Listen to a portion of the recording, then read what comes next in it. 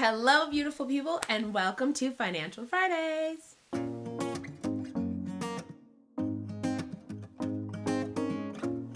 I am super excited about this new series because I have learned so much over the past 4 or 5 years about money, finances, economics, how things are really working, the impact that finances really have over our lives, which is something I think we all know, but are never taught how to control finances. Instead, we work hard to like live a good life and not let our finances impact us, which is kind of weird. I personally think it's super odd that we do it the reverse.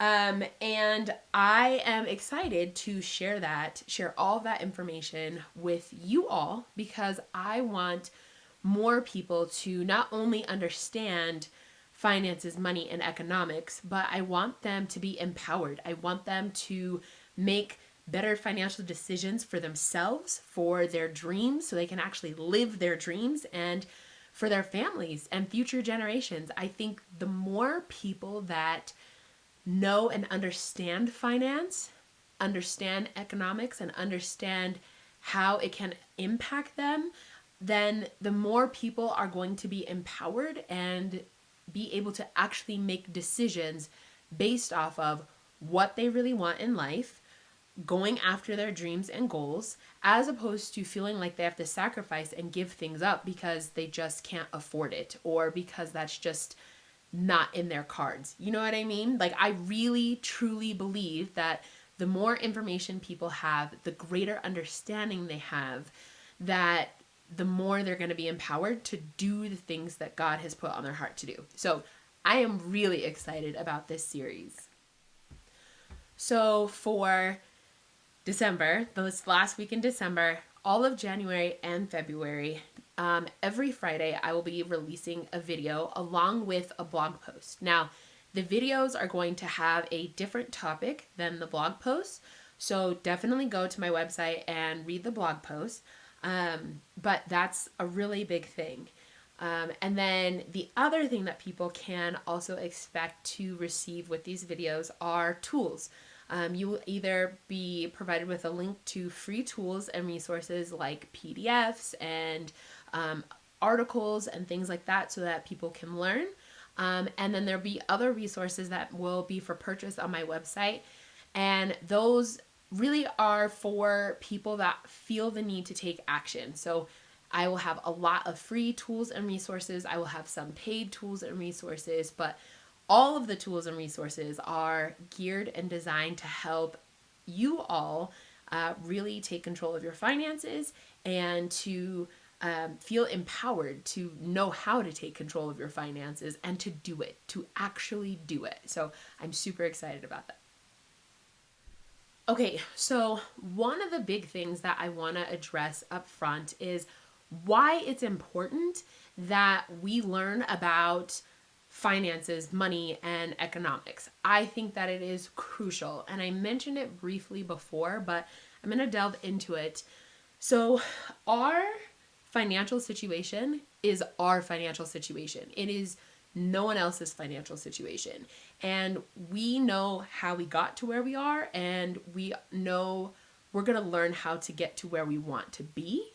And it is our responsibility. It's no one else's responsibility. It's not the government's responsibility. It's not our parents' responsibility. It's not our best friend's responsibility. It's not our boyfriend, our girlfriend, our husband, our wife's responsibility. It is our responsibility to look at where we are financially, what is going on around us, what is going to impact and affect us, and for us to move forward in a way that is going to serve us best and in a way that is going to help us live the life that we want to, accomplish our goals and dreams, and hopefully positively affect our families as well. And I think this is really important. So, sorry, I'm looking at my notes. I think this is really important because no one is going to come save us. And I think at least in the American culture today, there is this belief, I don't know where it came from, when it started, I guess I should say, but that the government will save us, that the government really cares. The government doesn't care, in the sense that our elected politicians and our elected officials really genuinely don't care about us as individuals.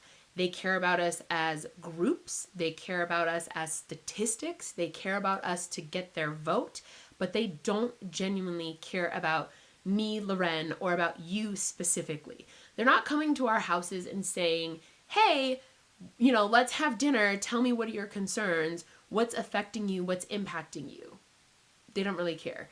They're looking at statistics. They're looking at numbers. They're looking at groups of people, and they're making decisions based on that. And it is what it is. That's what I'll say. It is what it is. But knowing that, it is very clear no one is going to come save us, which means we have to save ourselves. And I think that is really important. We have to be responsible for ourselves, for our families, for those that we love. We do, because if not us, who else is going to do it? And I think about also, if we don't do something now, what's going to happen to our kids or our grandkids, And so, yes, I just want to put that out there. I think it's really important that we understand that, because that's going to help us on this journey as we take control over our finances, as we direct them, and as we start building wealth for ourselves and future generations. Okay, so in today's video, I am going to go over like 2 big things, and then next week, it's going to get really good. But the first thing is I'm going to talk about what is going on economically and what are 3 things that every person should have set up financially. So action steps that if you don't have these 3 things you need to do and set in place.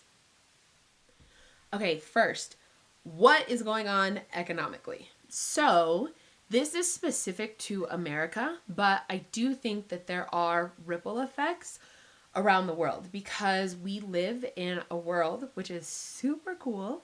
We have a global economy. So what may affect someone in China, and normally it would just stay in China, that now has the ability to affect people here in the United States, South America, Canada, Italy, South Africa.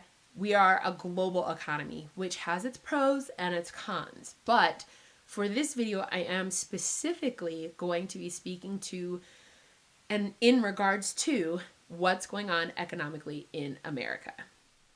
First, we have a ton of inflation.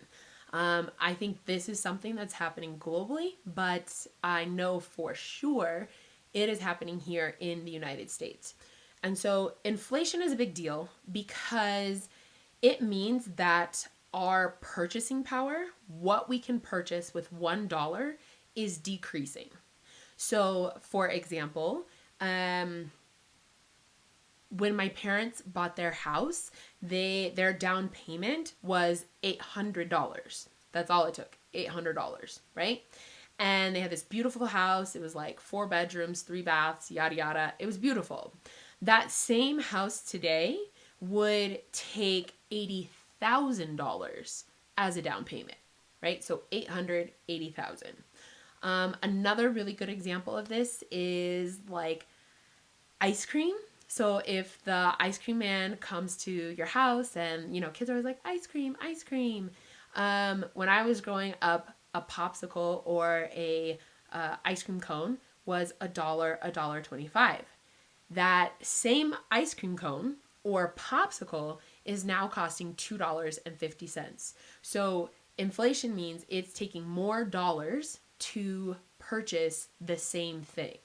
And that's really bad for us because we work, right? We work hard. Some of us are on hourly wages. Some of us are on salary. And so we're getting generally the same amount, give or take, each paycheck. And what we're able to do with that is decreasing. So inflation is not good. Okay, why is inflation happening? Inflation is happening for two really big reasons, and then there's a third one that's kind of sneaky. The first one is that massive amounts of money are being printed in our economy. So thanks to Corona. COVID-19 caused a lot of people to have to stay home, obviously, because no one wanted to die. And with that, our government said, hey, it's okay. We know people are struggling financially. We're going to give you X amount of dollars, right? So some people got 2 or 3 stimulus. Other people who had children got additional monies, but families were given certain amounts of money. And at the time, this seemed like a really good idea. It was helpful for sure. I'm not going to give them money back. I mean, I got one. I'm not giving it back. However, in the long run, it's causing issues because that money was created out of thin air. And I know that sounds crazy, but the government pretty much just said, hey, Federal Reserve, give us this money. And the Fed said, okay, there wasn't anything exchanged for that money. So typically we exchange goods, services for money, and that keeps our economy and the purchasing power of our dollar stable. But what they did is they dumped a ton of money into the economy. So now we have a surplus of money, but we still have the same amount of goods and services. So people are going to charge more for those goods and services because there wasn't an equal exchange. The second thing is that in the midst of COVID-19, our government passed different bills that allowed for us to get the stimulus. But within those bills were also other things that had nothing to do with the American people. Yeah, I'm just going to say it. We're just going to talk about it. So there was money that was given to other countries and other governments to aid them, which we, the taxpayers, have to pay for. Super shady, if I say so myself. There were incentives and benefits given to larger companies. And so, for example, here we have the payment protection. It's PPE. I can't remember what the E stands for, but it was to help small businesses be able to continue paying their employees and making sure that the business itself was running until we could get our economy jump started because of COVID-19. And what happened was it wasn't very well regulated or managed. There was a lot of chaos at the beginning of COVID. So a lot of larger companies, universities, organizations grabbed that money and took the money from the small businesses who actually needed it. And these bigger companies were like, well, we got an extra payday. And all of that was written into these different bills that were passed on our behalf. So because of that, once again, we have more money being dumped into our economy, but there's nothing exchanged for it. And so the value of our dollar is decreasing. And then the third and final thing, actually there are 4, I'm sorry. The third thing is that there are fewer people in the workplace. So in general, there are some people that are able to stay at home and work, and that's great. Then there are other people that their jobs require them to go to work. So if you're a server, a bartender, a cabbie, a Lyft driver, Uber driver, delivery person, all of those jobs require boots on the ground. Someone physically has to be there. And what's happening first, because of COVID, no one wants to die, obviously. Those jobs really scaled back. So there are fewer and fewer people able to do those jobs. And then with the unemployment and the stimulus and all of these things, there were people that were working minimum wage, but they were making more money on unemployment and from the stimulus that they decided not to go back to work. And so that has created another issue, which is number 4, which is the supply chain issue. So it's not the supply chain is how, let's say I want to go and purchase a package of paper. Well, I'll go to Office Depot or Staples. That's not where this is made or manufactured. So before Office Depot purchases it, they talk to someone who makes and manufactures the paper. The person that makes and manufactures the paper talks to someone that is in the field. So they chop down the trees, they go through the whole process, and they actually make the paper. Then they send it to the manufacturer. The manufacturer, they tweak it and make it according to what we need. So based on color, weight, size, all that good stuff. That's what the manufacturer does. Then the manufacturer sends it to the store and the store sells it to us.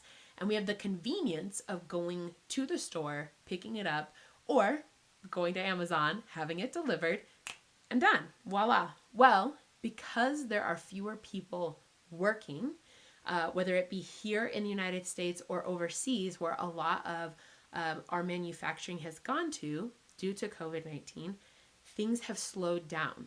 So instead of me receiving, me going and getting my one package and Office Depot purchasing 100,000 packages of this paper, Office Depot is now only able to purchase 20,000 packages of paper, which means the price of that paper is going to increase significantly because there's a fewer amount.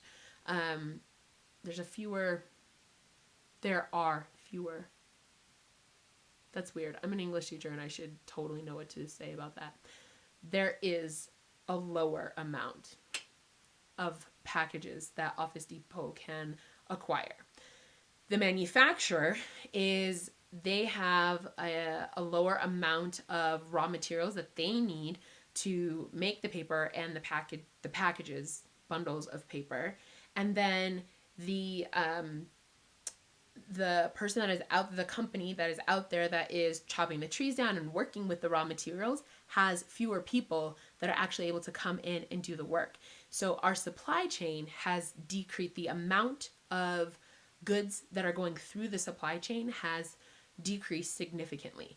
There are other factors to this, but that's the big one. And because of that, as a ripple effect, inflation is happening. It's happening, it's gonna happen, and I think it's going to continue to rise. So this is really important for us to understand so that we can make the best money moves possible for ourselves and our future. Because if we don't take action now to set certain things in place in the next 6 months, 12 months, year and a half, we could really be hurting financially and not have the things that we need and end up how people were in the Great Depression, where you had people in the city that were starving because they couldn't find a job, they didn't have any income or minimal income, and there's a ripple effect to that. And so it's something that I think we need to talk about and take seriously, and prepare for, and not in a fear-mongering way, but just, hey, this is coming. It's here, actually. Let's take the steps. Let's learn and be resourceful and take the steps we need so that we are in a good financial position. All right. With all that being said, there are 3 things that every person should have in place financially. The first one is an emergency fund. If we learned anything from 2020, it is have an emergency fund. And an emergency fund is exactly what it sounds like. In the event of an emergency, here is money that you can use. And that emergency is not, hey, I need to go out and buy this super cute dress because I need it. That's not an emergency.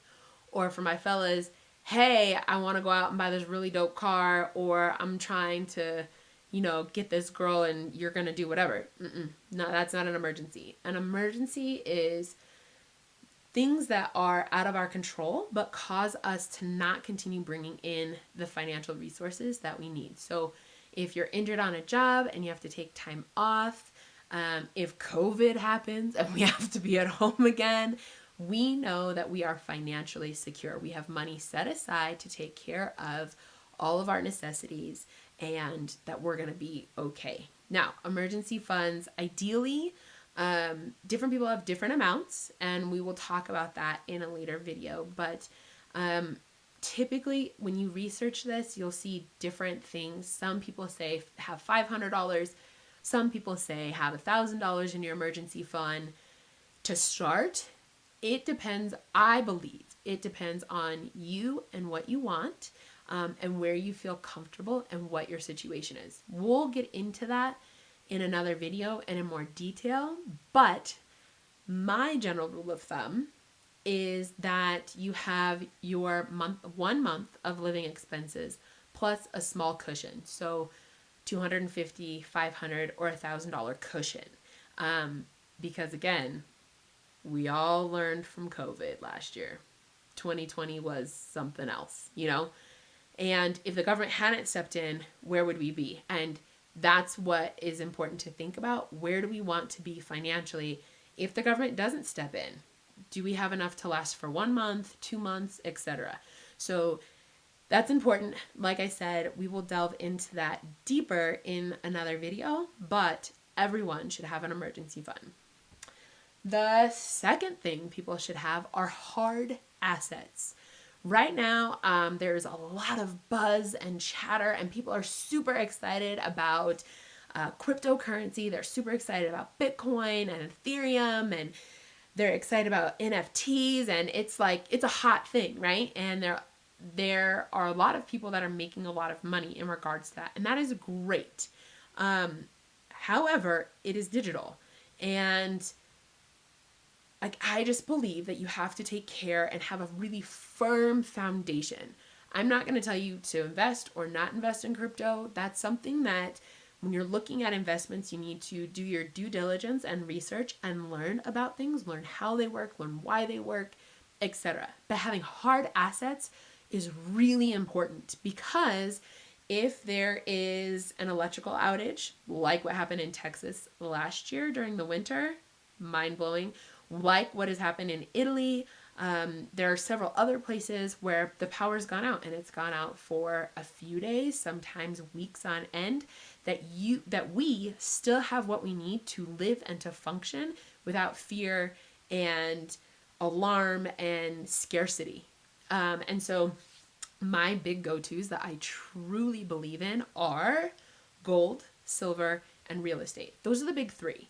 Now, not everybody can just jump into real estate, but gold and silver are a great place to start. And they're a great place to start because they help hedge against inflation. They help us retain the value of our wealth. And when things go crazy, you know, if things are shut down, or if, you know, we're not able to, if inflation's at an all-time high and things get kind of crazy, gold and silver are things that we can actually barter with. Right? I mean, since forever in history, gold and silver have always retained their value. So when starting, I would say make sure to acquire gold and silver as assets that you have, that you can put your hands on, and then start investing in other things, stocks, Bitcoin, NFTs, all that good stuff. Finally, the other thing that people should have set up for financial security is life insurance. Life insurance here in the United States is amazing. So yes, life insurance, the cash value of the life insurance and the policy value, which is like the like when you die, that's what your family will get.